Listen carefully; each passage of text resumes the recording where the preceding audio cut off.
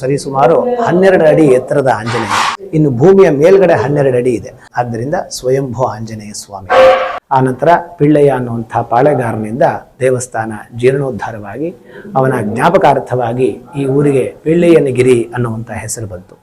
ಜಾಗದಲ್ಲಿರ್ತಕ್ಕಂಥ ಬಂಡೆ ಮೇಲೆ ಸ್ವಾಮಿ ನಿಂತು ಚಕ್ರವನ್ನು ಬಿಟ್ಟು ಆ ನದಿಯ ಪ್ರವಾಹವನ್ನೆಲ್ಲ ಮತ್ತೆ ಕೂಡ್ಲಿ ಕಡೆಗೆ ತಿರುಗಿಸಿದ್ದಾನೆ ಅನ್ನುವಂಥ ಪ್ರತೀತಿ.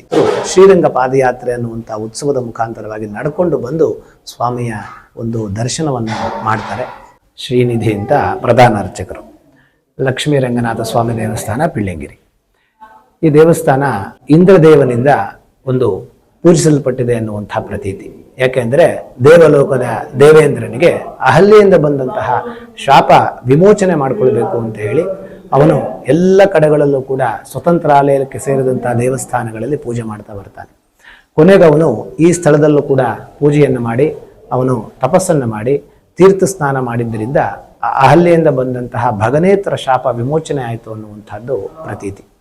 ಆನಂತರ ಪಿಳ್ಳಯ್ಯ ಅನ್ನುವಂಥ ಪಾಳೆಗಾರನಿಂದ ದೇವಸ್ಥಾನ ಜೀರ್ಣೋದ್ಧಾರವಾಗಿ ಅವನ ಜ್ಞಾಪಕಾರ್ಥವಾಗಿ ಈ ಊರಿಗೆ ಪಿಳ್ಳಯ್ಯನಗಿರಿ ಅನ್ನುವಂಥ ಹೆಸರು ಬಂತು.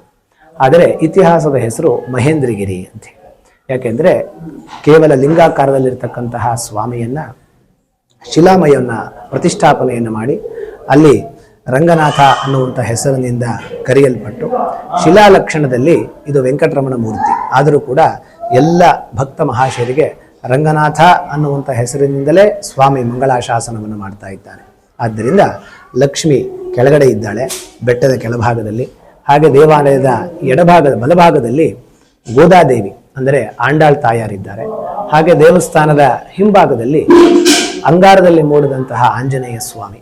ಅಕ್ಷೋಭ್ಯ ತೀರ್ಥರಿಗೆ ಅವರ ತಪಸ್ಸಿಗೆ ಒಲಿದು ಸ್ವಾಮಿ ಅವರ ದರ್ಶನಕ್ಕೆ ಬಂದಾಗ ಅವರ ಅಂಗಾರದಲ್ಲಿ ಯಾವ ರೀತಿಯಾಗಿ ಬರೆದಿದ್ರು ಅದೇ ರೀತಿಯಾದಂತಹ ಒಂದು ಉಬ್ಬು ಶಿಲ್ಪದ ರೀತಿಯಲ್ಲಿ ಅವನು ದರ್ಶನ ಕೊಟ್ಟಿದ್ದರಿಂದ ಅದು ಸ್ವಯಂಭೂ ಆಂಜನೇಯ. ಆದ್ದರಿಂದ ಆ ಆಂಜನೇಯ ಸ್ವಾಮಿನೂ ಕೂಡ ಬಹಳ ವಿಶೇಷವಾಗಿರುವಂತಹದ್ದು. 16ನೇ ಶತಮಾನದಲ್ಲಿ ಅಕ್ಷೋಭ್ಯ ತೀರ್ಥರ ಕಾಲ ಅವರು ಬಂದಾಗ ಆ ಗುರುಗಳಿಗೆ ಆಂಜನೇಯ ಸ್ವಾಮಿ ದರ್ಶನವನ್ನು ಕೊಟ್ಟಿದ್ದಾನೆ ಅನ್ನುವಂಥದ್ದೇ ಈ ಸ್ಥಳದ ಒಂದು ವಿಶೇಷವಾದಂತಹ ಒಂದು ಮಹಿಮೆ. ಆಂಜನೇಯ ಸ್ವಾಮಿ ಅಂತ ಹೇಳಿದ್ರೆ ಅದು ಸರಿಸುಮಾರು 12 ಅಡಿ ಎತ್ತರದ ಆಂಜನೇಯ. ಏಕಶಿಲೆಯಲ್ಲಿ ಬಂದಂತಹದ್ದು. ಭೂಮಿಯ ಒಳಗಡೆನೆ ಸುಮಾರು 10 ಅಡಿ ಶಿಲೆ ಒಳಗಡೆಯಿಂದ ಇದೆ. ಇನ್ನು ಭೂಮಿಯ ಮೇಲ್ಗಡೆ 12 ಅಡಿ ಇದೆ.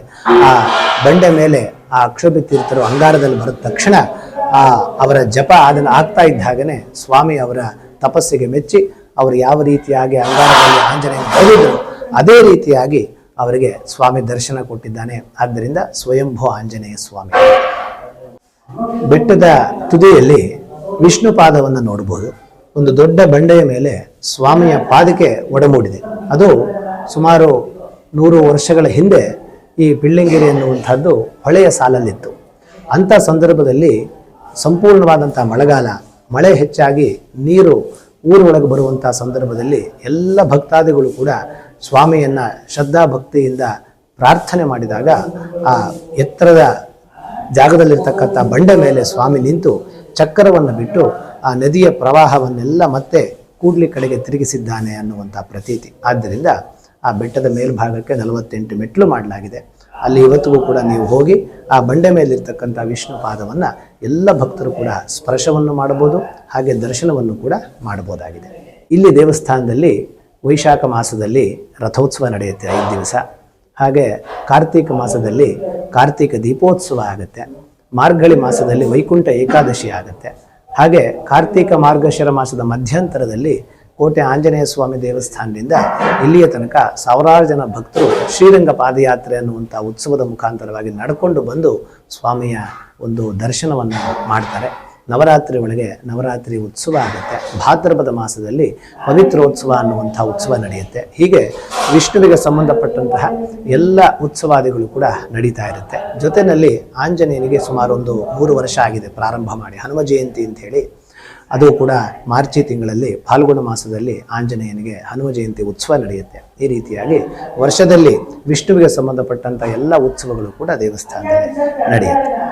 ನಮ್ಮ ದೇವಸ್ಥಾನ ನೀವು ಶಿವಮೊಗ್ಗದಿಂದ ಹೊಳೆಹೊನ್ನೂರು ರಸ್ತೆಯಲ್ಲಿ ಬಂದರೆ ಒಂದು 7 ಕಿಲೋಮೀಟ್ರು ನೀವು ಬಂದ ತಕ್ಷಣದಲ್ಲಿ ಎಡಭಾಗದಲ್ಲಿ ಒಂದು ದೊಡ್ಡ ಆರ್ಚ್ ಇದೆ. ಆರ್ಚಿಂದ ಒಳಗಡೆ ಬಂದ್ರಿ ಅಂದರೆ ಅದೇ ಮಹೇಂದ್ರಗಿರಿ ಅಂತ ಹೇಳಿ ದಾರಿ ನಮ್ಮ ದೇವಸ್ಥಾನಕ್ಕೆ. ನೇರವಾಗಿ ನೀವು ದೇವಸ್ಥಾನ ತನಕಲೂ ಬರ್ಬೋದು, ಬಂದು ಸ್ವಾಮಿಯ ದರ್ಶನವನ್ನು ಮಾಡ್ಬೋದು. ಇಲ್ಲಿ ಪ್ರತಿನಿತ್ಯ ಏಕಕಾಲ ಪೂಜೆ, ನಿತ್ಯ ಪೂಜೆ ನಡೆಯುತ್ತೆ. ಬೆಳಗ್ಗೆ 9:30 ಮಧ್ಯಾಹ್ನ 12:30 ತನಕ ಪೂಜೆ ಇರುತ್ತೆ. ಪ್ರತಿ ಶನಿವಾರಗಳು ಮಾತ್ರ ಮಧ್ಯಾಹ್ನ 3 ಗಂಟೆವರೆಗೂ ಕೂಡ ದೇವಸ್ಥಾನ ಓಪನ್ ಇರುತ್ತೆ. ಪ್ರತಿ ಶನಿವಾರ ಭಕ್ತಾದಿಗಳಿಗೆ ಪ್ರಸಾದ ವಿತರಣೆ ಇರುತ್ತೆ. ಆದ್ದರಿಂದ ತಾವೆಲ್ಲರೂ ಕೂಡ ಬಂದು ಆ ಸಂದರ್ಭದಲ್ಲಿ ದೇವರ ದರ್ಶನವನ್ನು ಮಾಡಬಹುದು. ಜೈ ಶ್ರೀರಾಮ್.